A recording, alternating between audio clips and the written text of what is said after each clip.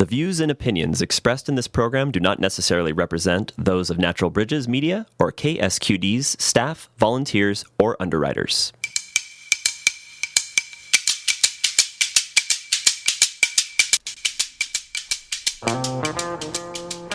Hi, everyone, and welcome to Talk of the Bay. This is your host, Amy Chen Mills, for today on Wednesday, September 14th.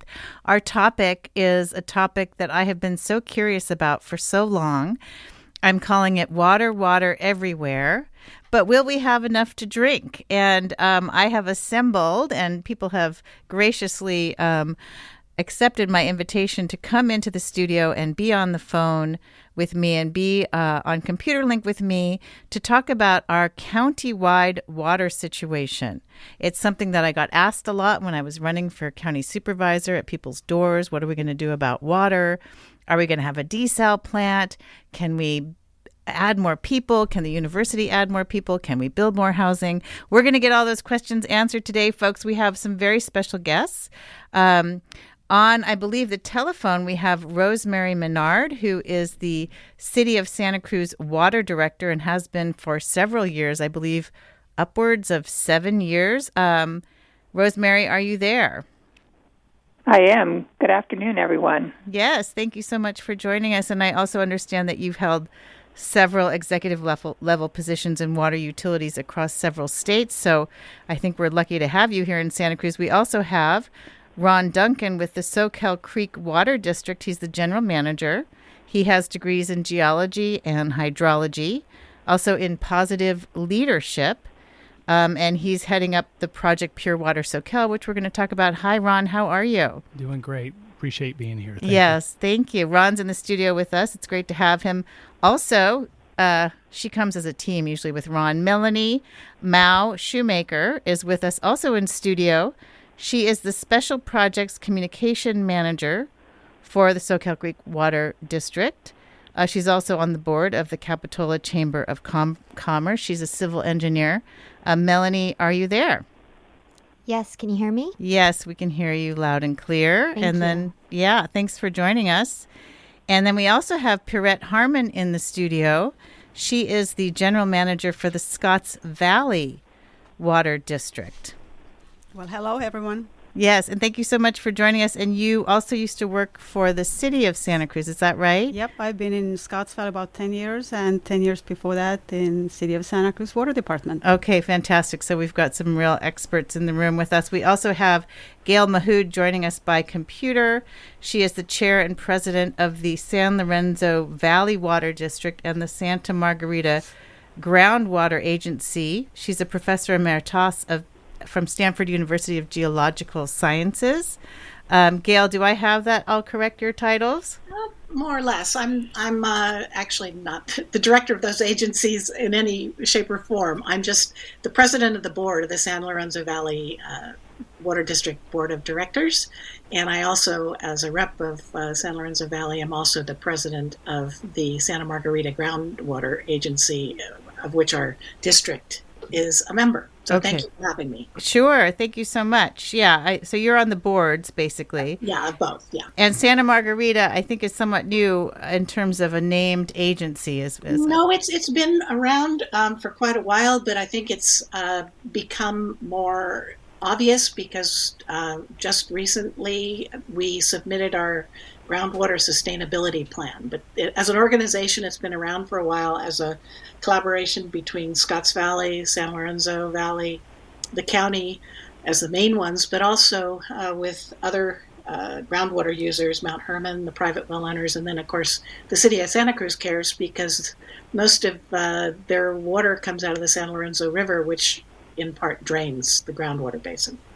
Okay, gotcha. So these are words we're going to have to define for everybody because I had to learn the difference between groundwater and surface water. But before we go there, I just want all of our listeners to think about water and how important it is to our lives.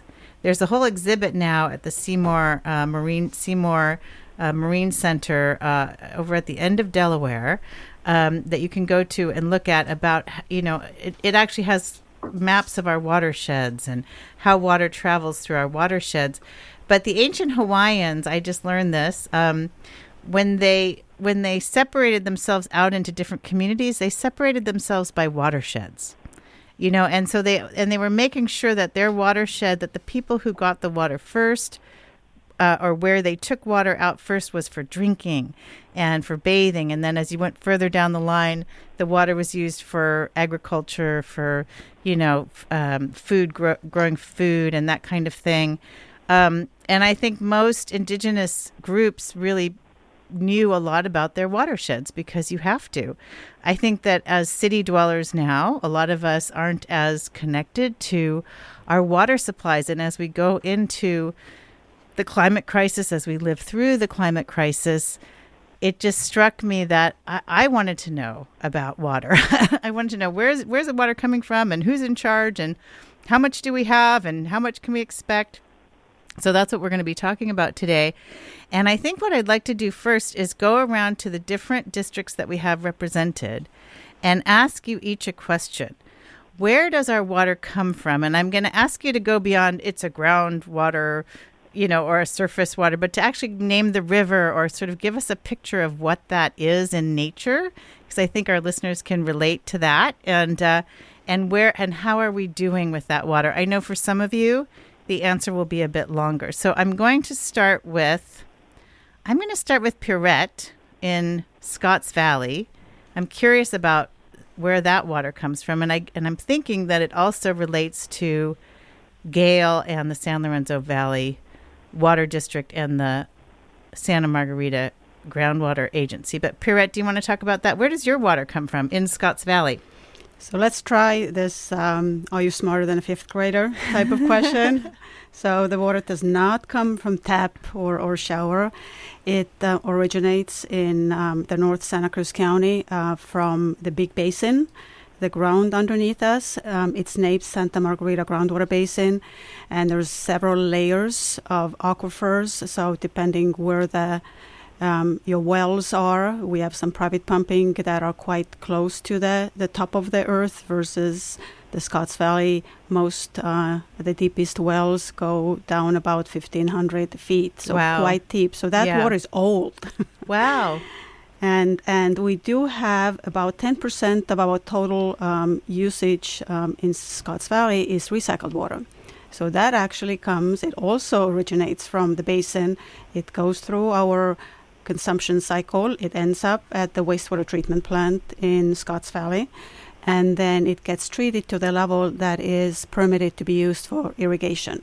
Okay. So we have about 10% of that is recycled water. Is that called tertiary? It is called I just learned tertiary. that word. Yes. And tertiary stands for 3 times, because the typical wastewater goes through a secondary treatment process, and that's good enough to be released into the ocean.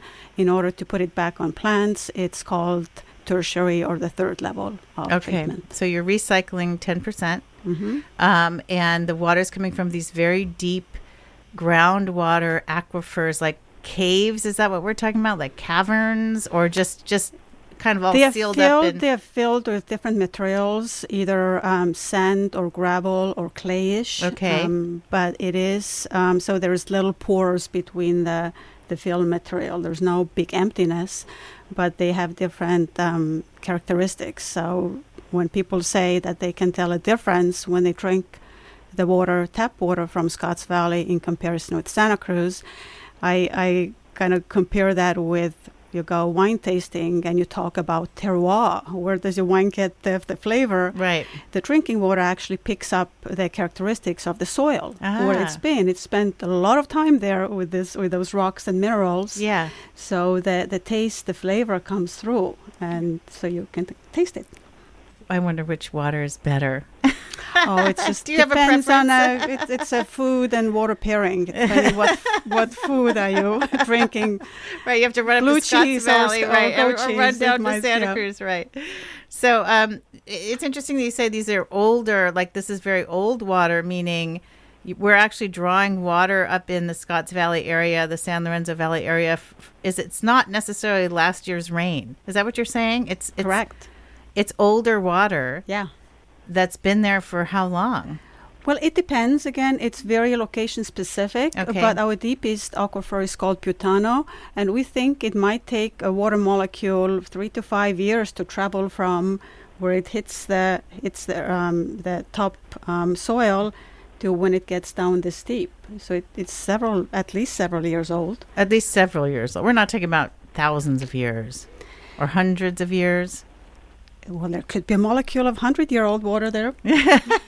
Okay, right. Fine. It's aged well, like a fine wine. Like a fine wine. Okay, great. And so let's go to Gail, because I think you get your water. You guys share water. Is that correct, Gail? No, we don't share water, but we do share one of our aquifers. That is one of the rock layers underneath the earth, in which water is stored in the pores. And so there's a sandstone layer down there that we both tap into that's called the Lompico aquifer.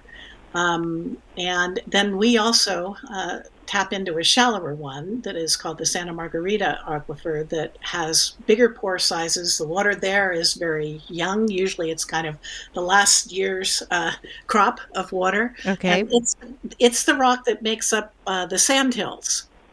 And so we get about half of our water from groundwater. The other half is surface water. And all of our surface water starts out as rainfall at the top of Ben Lomond Mountain, where, of course, that's some of the highest rainfall rates and amounts in the county. And then it flows down the east side of Ben Lomond Mountain in the various creeks, and we have intakes along those creeks like Foreman Creek, Clear Creek, Fall Creek, and that then eventually water gets into the San Lorenzo River. Okay, wait. So intake. You have an intake along Fall so Creek. Just on the surface, there'll be a sort of a box with a pipe attached. And so we will extract some water from those creeks, always leaving enough for fish, if they're there, for example, in Fall Creek. And we have a fish ladder there so that the fish can, jump up and do their thing, the salmon.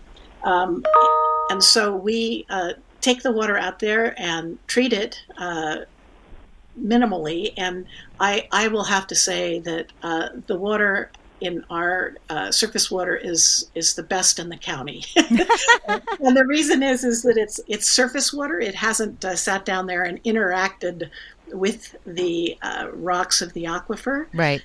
And also the surface water there, the surface rocks are of a sort that don't dissolve easily, so there's not a lot of stuff in the water. Okay. So for our listeners, surface water is any water that's on the surface that you can see, like in a creek That's or right. in a river, in a reservoir. And groundwater is sitting below us under the earth. Under the earth, stored in the little spaces between grains of sand. So, for example, when you go to the beach and you're down where the waves are coming in, there's sand there, but there's also seawater between the grains, right? Okay. So this is the same exact thing happens under the ground, that in these sandstone layers, up to 30 or 40% of the rock is actually pore space in which water can be stored. Okay. And so this is, as we'll probably talk about later, these rock layers actually are a potential way of, if you fill up all the pores, of storing water underground in a place where it can't be contaminated by anything from the surface, where it can't evaporate away. Right. Because I was thinking when you said there was an intake at Fall Creek, I hope everyone's listening in case you think about peeing. These are the things we think about. So we treat the water. We do treat the water. So. Okay, that's good. So this is Amy Chen Mills. You are on Talk of the Bay. We're talking about county water. We've got 5 representatives from the water districts across the county. I have to remind you that you are listening to KSQD 90.7 FM, also live streaming at www.ksqd.org. And we're talking with 2 folks who, I don't know why I was thinking that you guys share water. I had talked to someone, I think with the Santa Margarita Groundwater Agency, who was telling me that you're up against some things. There was a fire that burned one of the pipes, and there's a way that maybe Scotts Valley and Santa Margarita or the San Lorenzo Valley Water District need to be cooperating. And I'm wondering, Gail, could you tell us what that issue is? Yeah. there has for a number of years been what we call an intertie, an emergency intertie between San Lorenzo Valley and Scotts Valley, so that we can shift water back and forth if necessary in emergency. Okay. And most of the use of this has been largely for San Lorenzo Valley to shift water over to Scotts Valley when one of Scotts Valley's wells needs to be worked on or isn't working properly.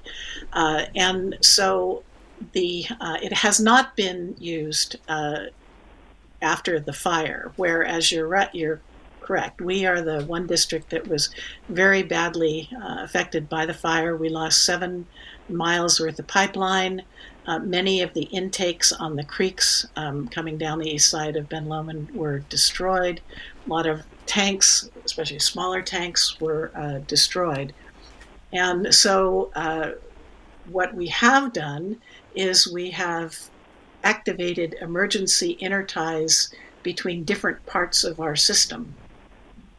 We're not exchanging water with Scotts Valley because we've been able to shift water, for example, from Fall Creek to other parts of the district that normally we would serve with groundwater. Okay, gotcha. So you're using some water from the creeks and so forth.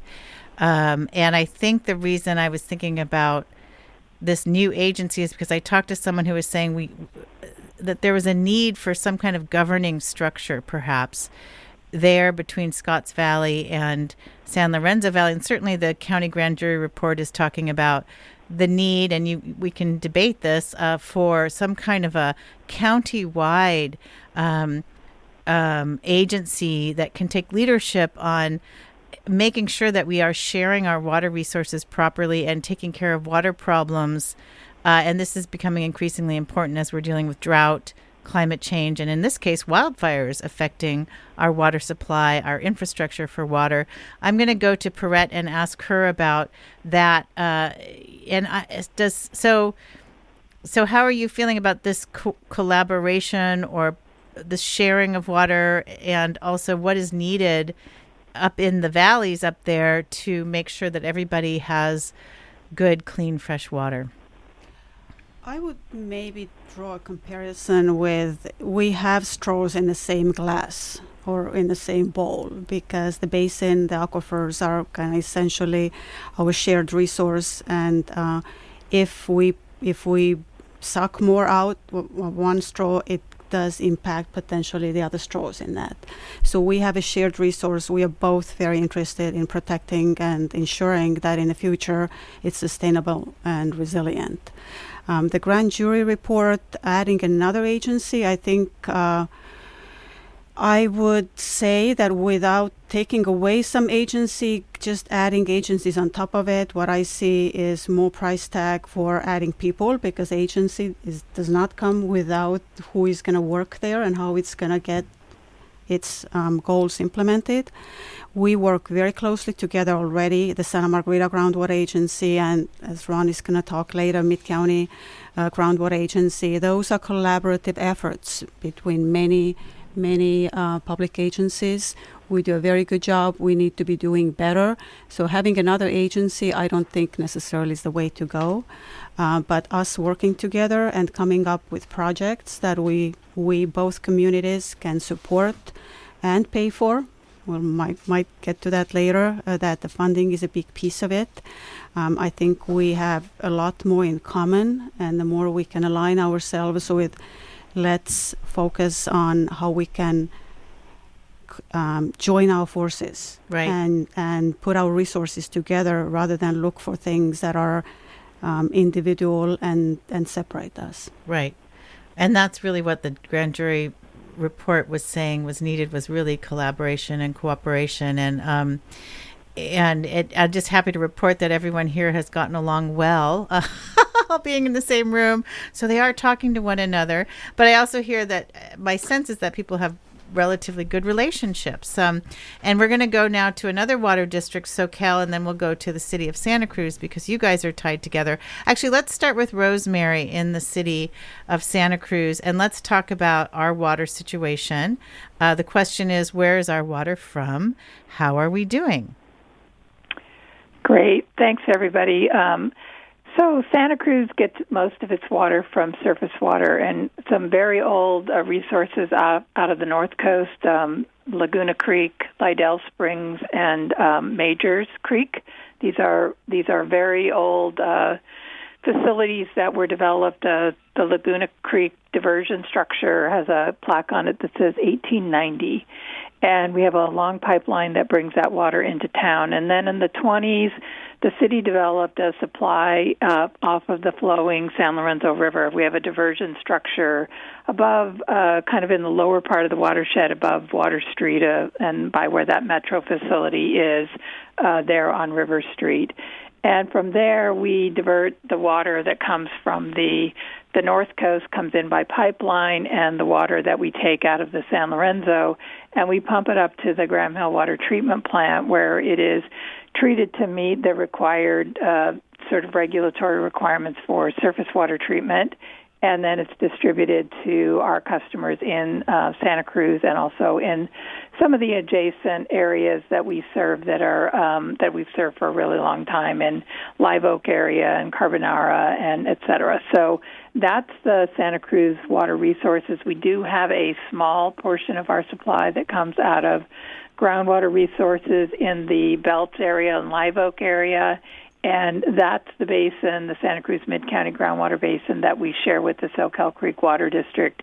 And working with them and the county and the Central Water District, we put together a groundwater sustainability plan that was finished in 2020. The early part of 2020 was one of the first, if not the first, plan of groundwater sustainability plan accepted by the Department of Water Resources. So it was a great accomplishment. And we have a lot of concerns there that are different from the concerns in the Santa Margarita in the sense that our watershed and our aquifer there in the Mid-County Aquifer is a coastal aquifer subject to seawater intrusion if the levels of water in that aquifer get too low.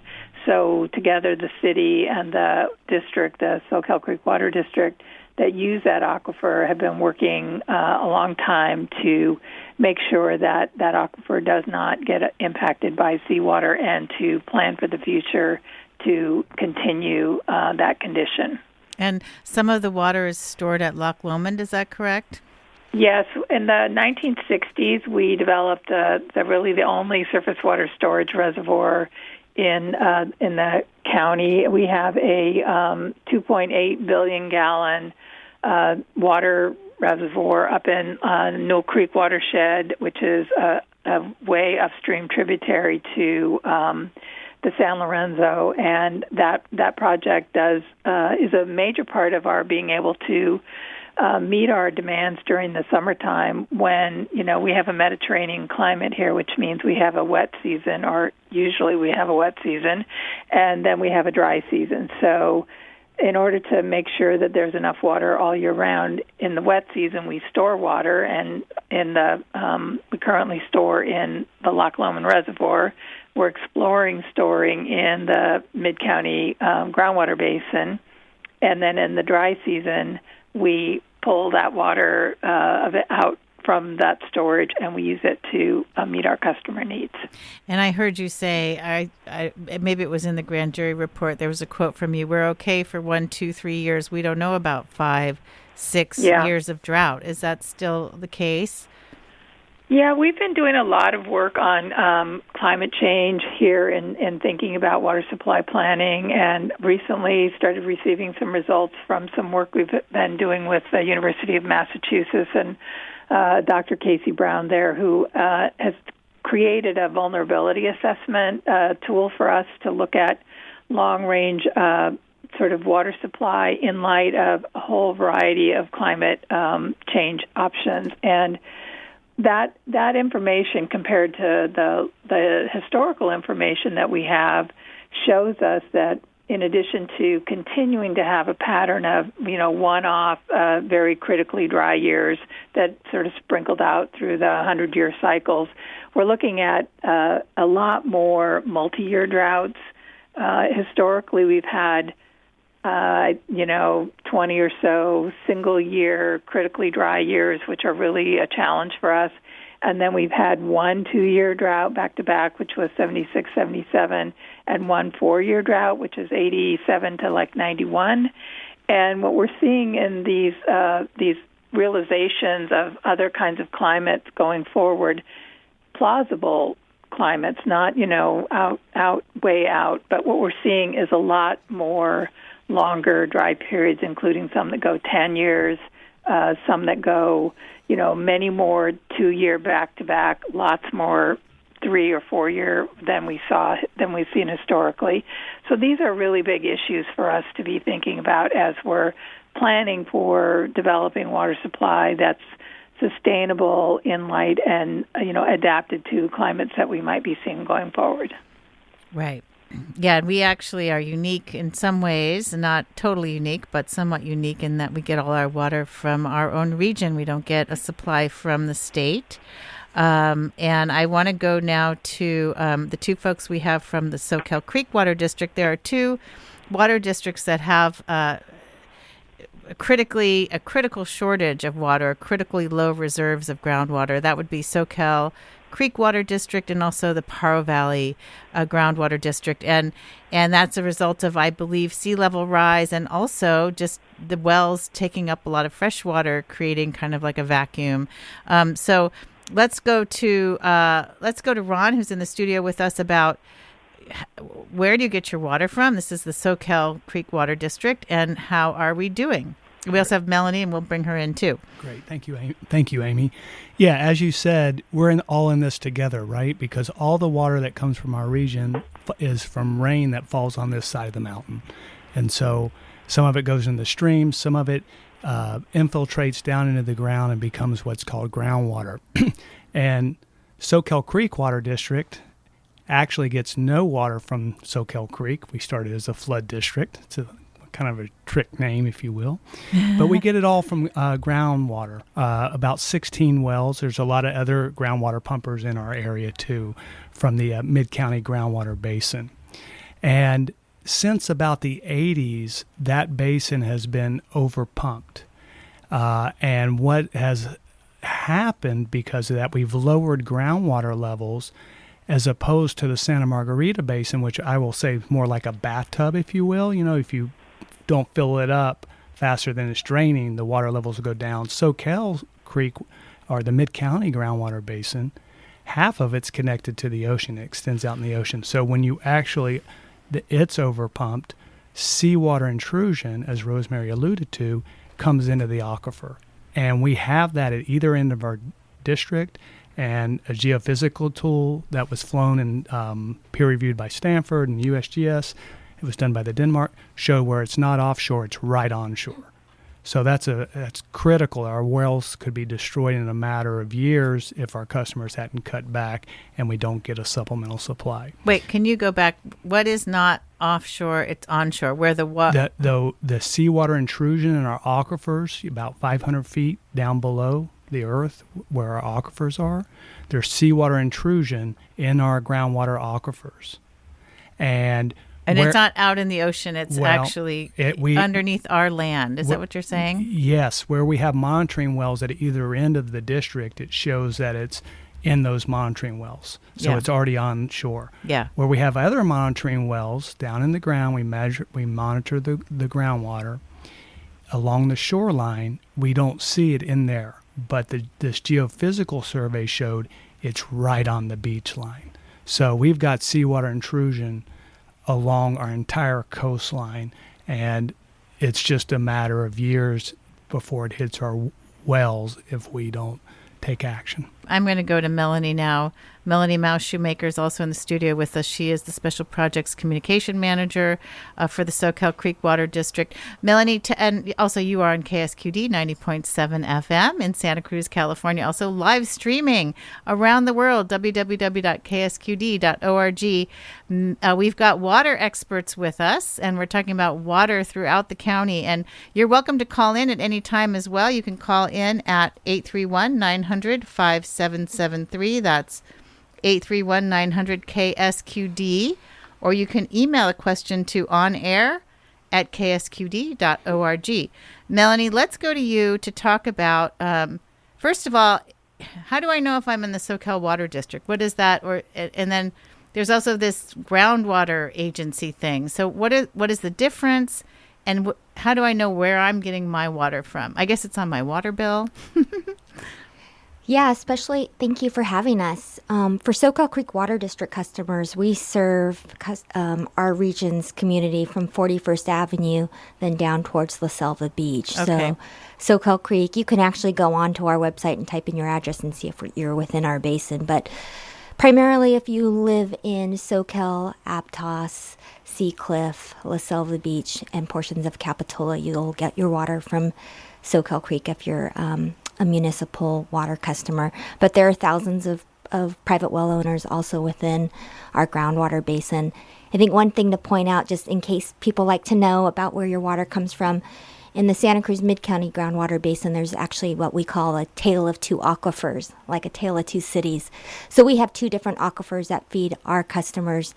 The Parisma Formation, which is kind of like a layered system, kind of like a layered cake with different aquifer units separated with aquatards. And so just like what Perrette was saying, there's different flavors of water based upon the different aquifer units that you draw from. Okay, wait, aquatard. Aquatard. So that's you wear? That's the cake layer that's kind of like a frosting. It's not water bearing. Okay. So the aquifers are water bearing units, and then the aquatards are not water bearing. But in the Aromas red sand, which is the aquifer system that we share with our southern neighbor in Pajaro Valley Water District, that's very much like just sand. It's very different than the Parisma Formation, and it does have very different types of water and different types of treatment that we put onto our water system. So it is something that we like to share with our customers when they want to learn about where their water comes from. And so your customers maybe should be, we're all trying to be alarmed together when there's a problem in one of our water districts, right? But because probably we need to cooperate and share. And I think that's what's happening. But I have a question about wells, because people on wells are drawing their own water. They're not connected to the system. Are they drawing from the same, even if they're up in the Soquel Hills or Bonnie Doon, are they drawing from the same aquifers or totally different, or what's going on? Melanie, and then Ron looks like he might have something to say. And you know what? I really actually think, Ron, you should do it. You're the geologist, so you go for it. I think we have a couple of geologists on here. But Dueling geologists. I would like to think more marching and together, right? Yes. Yes, if somebody is drawing water upstream in an aquifer in our area, it can impact the aquifers downstream. Okay, so, yeah, gotcha. Quite simply. So we're like connected. Taking water from upstream on a river. Okay, so we're all connected. Can I just pipe in there for the Santa Margarita groundwater basin? Yeah, this is Gail. Private. Yeah, this is Gail. Gail Mahood. She's the on the board of the San Lorenzo Valley Water District and the Santa Margarita Groundwater Agency. Right.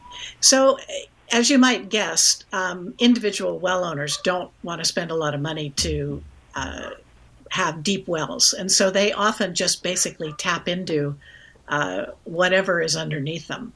And sometimes that's a good one, an aquifer, like the Santa Margarita sandstone or the Lompico, but sometimes it's not. And in fact, in our area, there is one of these rock formations that Melanie referred to as an aquatard, and the easy way to remember is that it retards the flow of water, so water doesn't flow very well in it. People have wells in these very poor aquifers or aquatards, and so they are very subject to effects of droughts.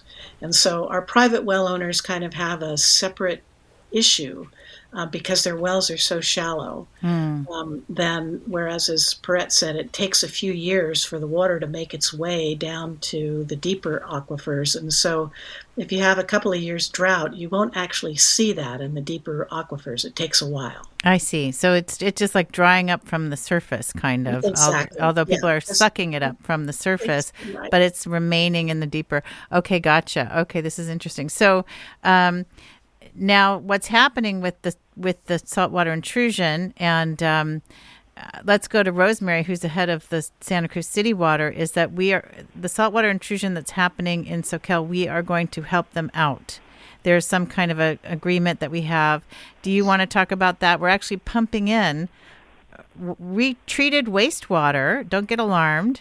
They'll explain it all to you. Rosemary, can you talk about the Pure Water Soquel project? Actually, that's a Ron and Melanie topic, but I guess what I could say is the city is doing its own version of that, looking at how to put treated drinking water from the San Lorenzo system into the ground during the wintertime, and then using that as additional storage to help us with drought supply. So last winter, for example, we put about 100 million gallons of water into the ground in 2 of our wells in the Live Oak area. And this summer we took about 80 million gallons out, with the idea being that the remaining 20% that we didn't take out is part of the long-term aquifer management sort of strategy, so that we can keep the seawater intrusion from coming more onshore than it already is. Ron already mentioned it's kind of right at the coast, and we don't want it coming inland any further. Right. So we're doing that, looking at how to use that basin both for drought storage, but also to help manage against the seawater intrusion problem. And then Soquel probably will be delighted to talk to you about Pure Water Soquel. Yeah, and I just want to mention that's happening in Pajaro Valley too, the saltwater intrusion. And from what I understand, once salt gets into some wells, that's it. It's over. There's no more clean water. You can't use that water. It is contaminated. Melanie, let's go to you, since we haven't heard from you lately about the Pure Water Soquel project. Sure. Go ahead. I'm sorry. Go ahead. No, I think Pure Water Soquel is definitely a regional project. You can't do a project like this with just one agency. So we definitely have been working side by side with the City of Santa Cruz on the source water and other partnerships, as well as the county. Everybody's kind of working on this project. I think one thing maybe we didn't mention, but I at least want to just say that the Pure Water Soquel project is one of the projects within the groundwater sustainability plan that is required for our basin. So our basin is one of 21 basins that was identified as being unsustainable by the state. There's 500 basins in California. 21 have this kind of scarlet letter of unsustainability and critical nature to bring it back into balance. So Pure Water Soquel is one of the projects within our groundwater sustainability plan that's going to take secondary treated effluent, that wastewater that Perrette mentioned is going out into the bay. The plan is to capture about 25% of the 6 to 8 million gallons per day that goes out to the ocean, and then treat it through advanced technologies. So there'll be a little bit of recycled water treatment, similar to Scotts Valley, treating it to tertiary levels, to use it inside the plant, to feed the irrigation of a nearby park in the future, and also a construction fill station supply. And then the majority of that water would go to our Pure Water Soquel water purification facility that's being built on near Chanticleer Avenue, just right off the freeway. If people are driving down Highway 1, they'll see that construction going on. That'll go through microfiltration, reverse osmosis, and then hit that with UV light. And then that water becomes purified and would then go out to 3 seawater intrusion prevention wells that are located in the Capitola-Aptos region.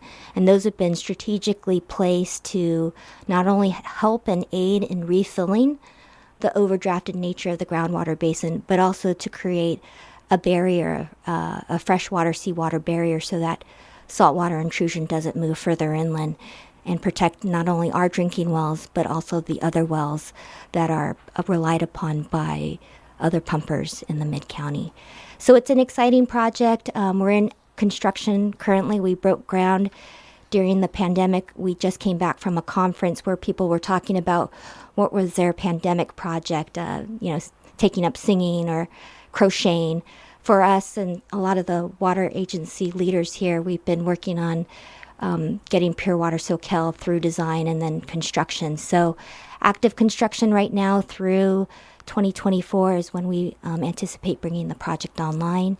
It is being designed so that if we need to expand it in the future, it could go from the capacity which it is right now, which is about 1.3 million gallons per day of purified water, to twice the capacity.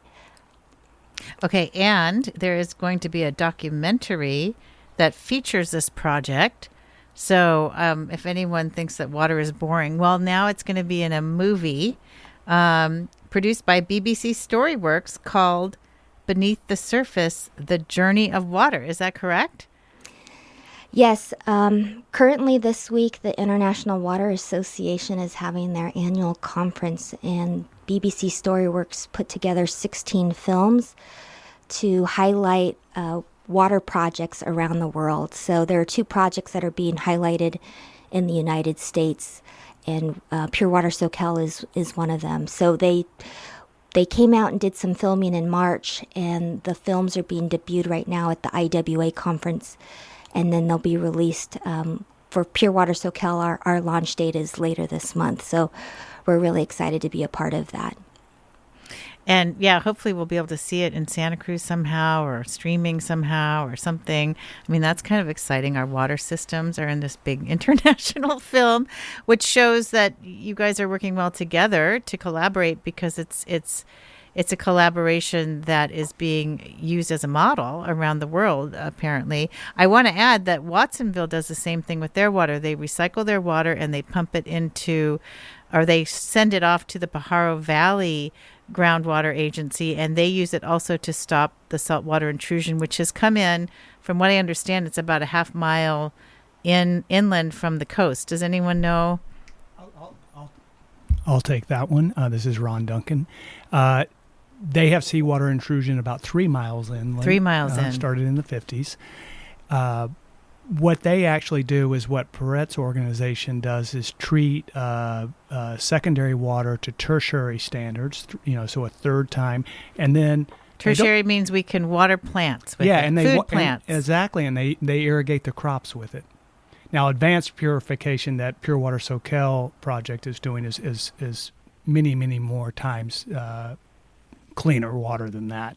But their water is clean enough to actually apply to the crops, and that's what they do. And then when they do that, they don't have to pump as much out of the ground. Okay.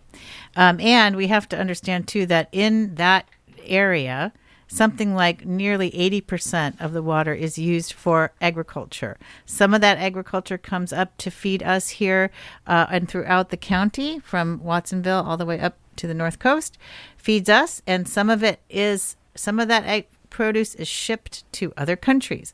That's something to think about. What are the practices of these agricultural users? Are they conserving water? How are they doing with water? It's something I'd like to look into in another show. And I wanted, so you are on KSQD 90.7 FM. I am talking to you. I am talking with you. My name is Amy Chen Mills. I'm hosting Talk of the Bay today, and we are talking about water everywhere.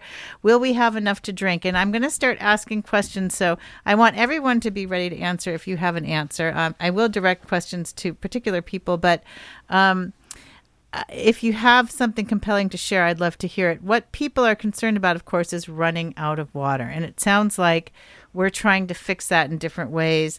Rosemary, you've talked about Santa Cruz is putting water, I think it's called conjunctive use. Is that right? Where we're putting extra water into basins? Yeah, actually, the technique we're using is similar to the one that Pure Water Soquel is using. It just has a different source water. And in our case, it's called aquifer storage and recovery.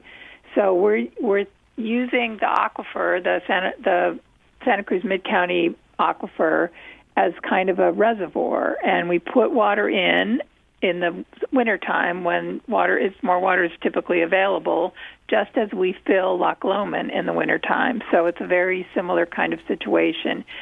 But I think overall, one of the big sort of common themes that in all the water agencies that are on your show today is we are talking about more conjunctive use, which is sort of thinking more holistically about what surface water and groundwater and how they can work together. Someone mentioned to you earlier that it takes a little while for drought effects to hit the groundwater resources because the water goes down and it's sort of trickling down, and where we're drawing it from is, in many cases quite deep underground. Surface water, like Loch Lomond Reservoir and San Lorenzo River, is hit pretty hard by drought pretty fast. So we get into trouble typically earlier, trouble in terms of our water supply situation. We get into trouble earlier, but we also can get out of it much faster. We have a kind of a wet year, even including, for example, last December, the last half of December last year we had just a handful of storms, and our reservoir level went from about 60% full to about 90% full. And that is the difference, kind of one of the differences between surface water and groundwater resources. And as we have agencies who work very well together, we are doing a lot of talking about how do we take advantage of, sort of play to our collective strengths and compensate for our collective weaknesses by working together. And I would say that we do a really great job of it here. Part of it is, I think, the scale of the kind of organizations we are, and our isolation from all these other resources.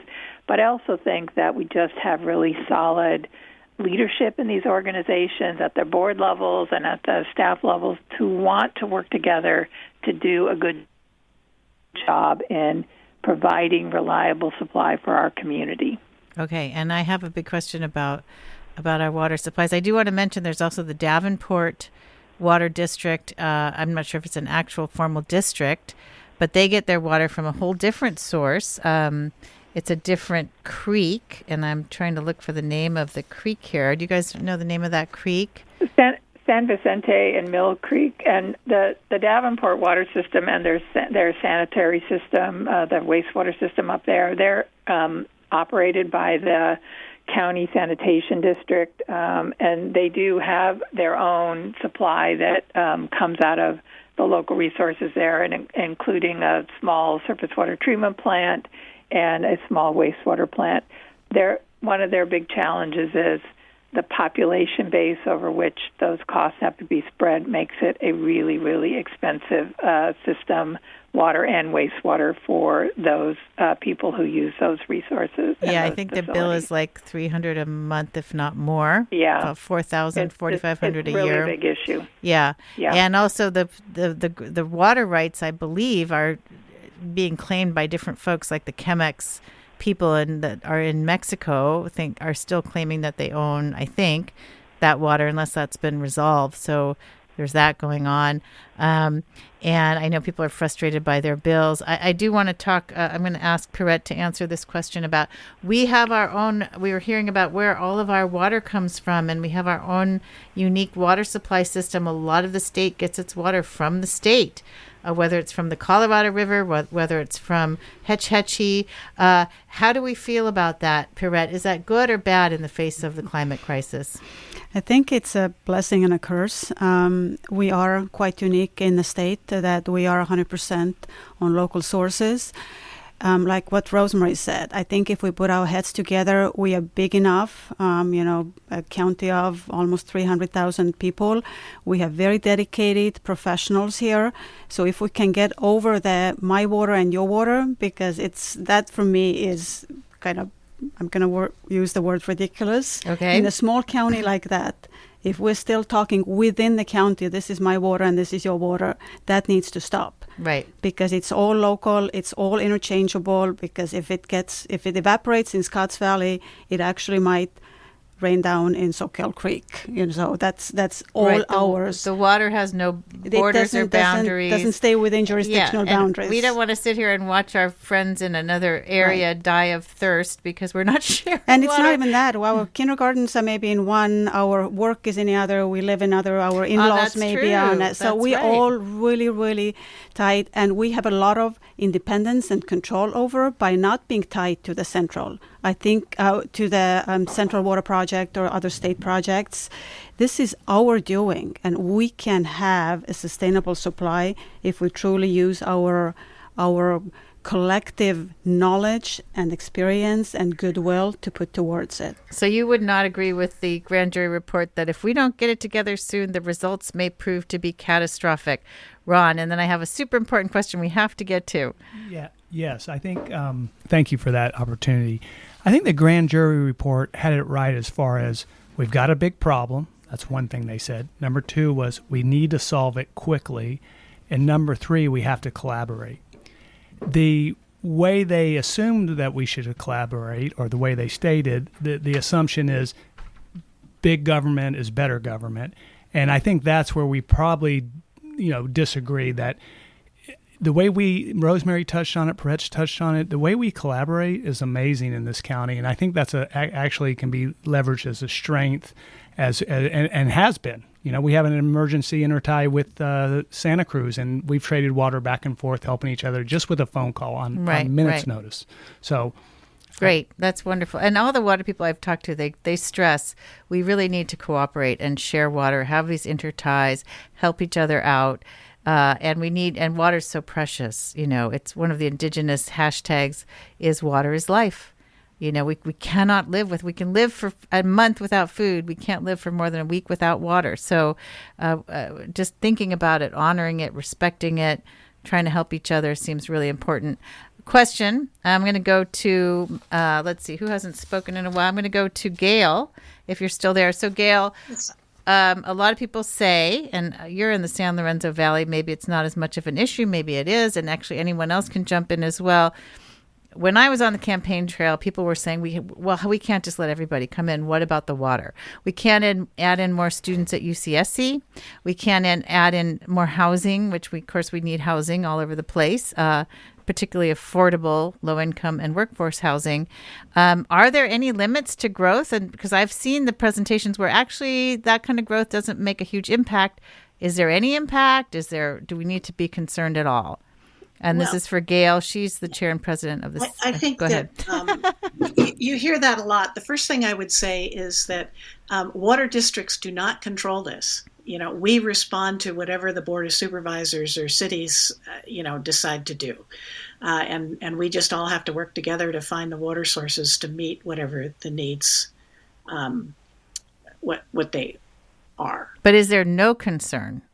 Is anyone concerned then here? Then I would also say, for example, some of the, some folks in the San Lorenzo Valley used to point their finger at Scotts Valley saying, oh, they're, sucking up all the water because of all the growth. Well, if you actually look at the data, which we did in the Santa Margarita Groundwater Agency, their per capita usage and their absolute usage, that is the total usage, has gone down over time, despite the fact that the population has grown. And that's due to both heroic conservation by their population. Also which we're all good at, by the way. We should give ourselves a pat on the back. Yeah, we all do very well. The other is that one of the things nobody talks about is when you put in new buildings or apartment buildings, they don't require as much water.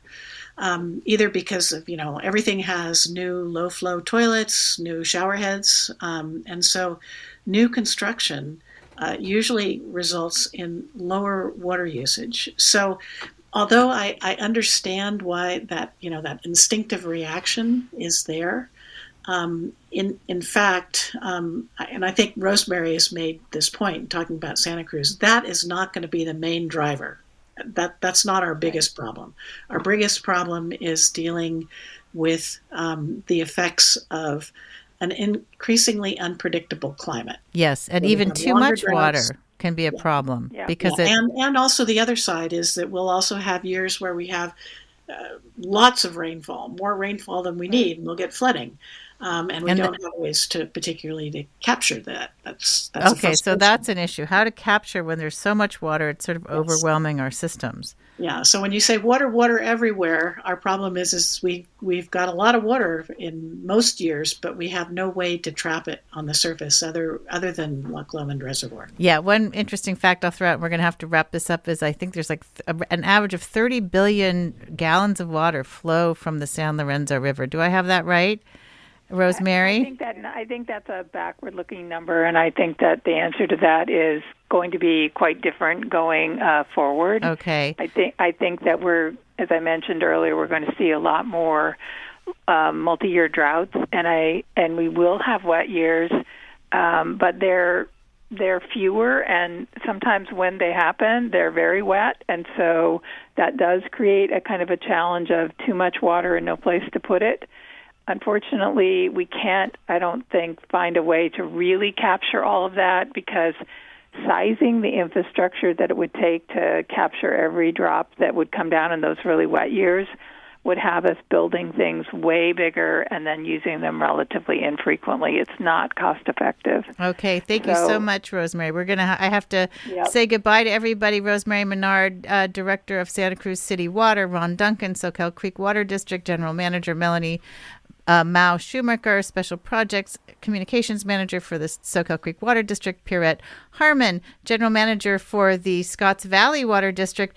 Wow, we got a lot of people in here. Gail Mahood, Chair and President of the Board of the San Lorenzo Valley Water District and the Santa Margarita Groundwater Agency. I want to thank you all for coming in. I feel like we could do a whole nother show. We didn't talk about, is it okay to swim in the San Lorenzo River?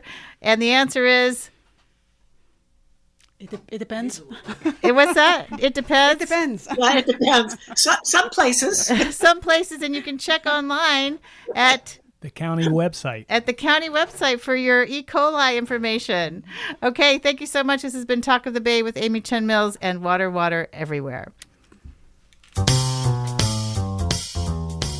First person singular views expressed in this piece are those of the author.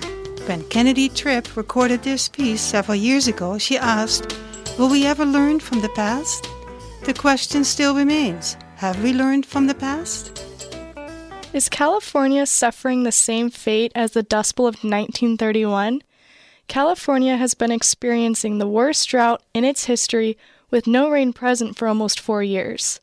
Lake Tahoe is one of the most beautiful landmarks in the state of California. Rolling mountain ranges decorated in pine trees of all species, water blue as the sky with the sparkling diamonds on its surface. Over the summer, I visited our lake house in Lake Tahoe, something my family and I do every year. This last summer was depressing as the drive along the lake was unbearable to look at. Rocks stained black from where the water used to sit, now exposed to the burning sun. The pier that once held boats is running dry, and those boats are no longer there. I have memories of jumping off the pier at Sugar Pine State Park with my family. The thrill of looking down at the water and jumping into its cold embrace is something I will always remember. This past summer, there was no jumping off that pier. The memories of this beautiful place were almost shattered over this vacation. All we can do is wait for the rain, like those during the Dust Bowl of 1931. Kennedy Tripp recorded this while a student at Cabrillo College. If you would like to hear this or other pieces again, go to ksqd.org/first-person-singular. If you would like to share your opinion or stories, send 240 words to first-person-singular@ksqd.org. For First Person Singular, this is Matilda Rand.